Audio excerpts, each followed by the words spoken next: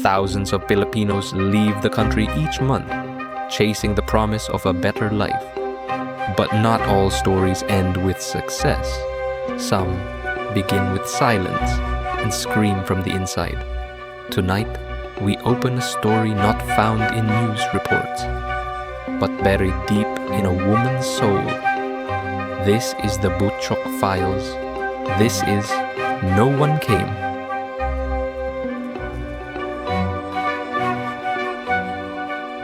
Welcome to the Butchok Files. Bulacan, Philippines, 2010.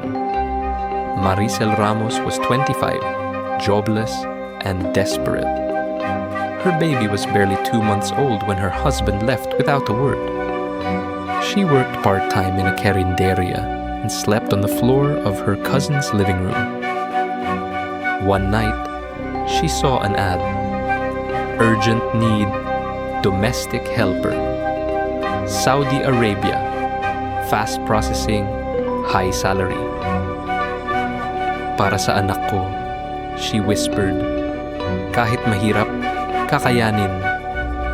She borrowed 25,000 pesos for placement. The recruiter promised, magaan lang, mabait ang amo. She left her baby with her sister. No farewell party.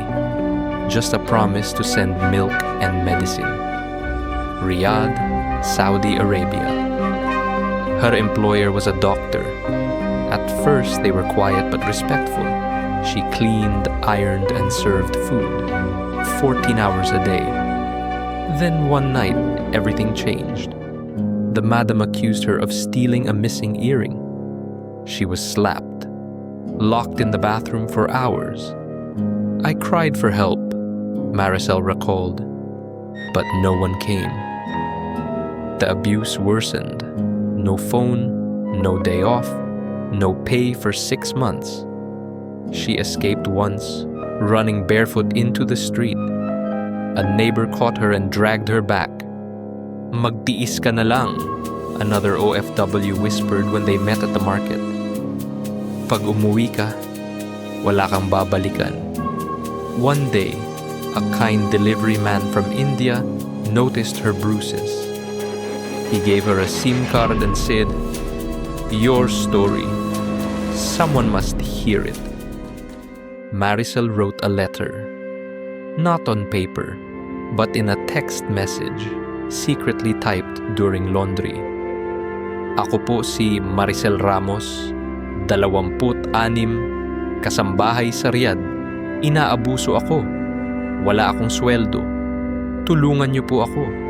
Baka mapatay ako dito. She sent it to her cousin in Bulacan. That cousin shared it online. The message went viral. #SaveMaricel trended overnight. Days later, the Philippine embassy got involved. It took 3 weeks, 2 agency calls, and the help of a Saudi social worker. On her final night in the house, the madame screamed, "You'll regret this." But Maricel didn't back down. I looked her in the eye and said, "Hindi ako kasangkapan. Tao ako." She was rescued in the middle of the night. Hand trembling, she signed a report in Arabic she couldn't read. But this time, she had someone beside her. Back in Bulacan, Maricel came home to her son, now 5, calling someone else Mama. That broke me more than all the bruises. She was jobless, shamed by neighbors who whispered, "Paawa effect lang yun. Siguro siya ang may kasalanan." But she pushed forward. She worked as a tricycle dispatcher, sold street food. Then a women's group reached out. They heard her story and offered training.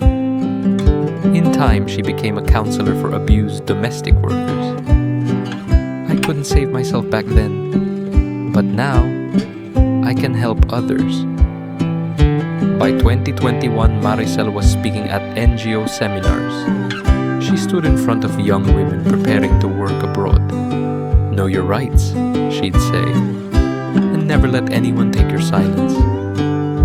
She organized safe house support groups and even helped pass a local ordinance protecting returning OFWs from recruiters' false promises. One day, a 19-year-old girl approached her after a talk. "Ate Maricel," she said, "I was about to apply sa agency na nanloko sa'yo. Dahil sa kwento mo, hindi na ako tumuloy."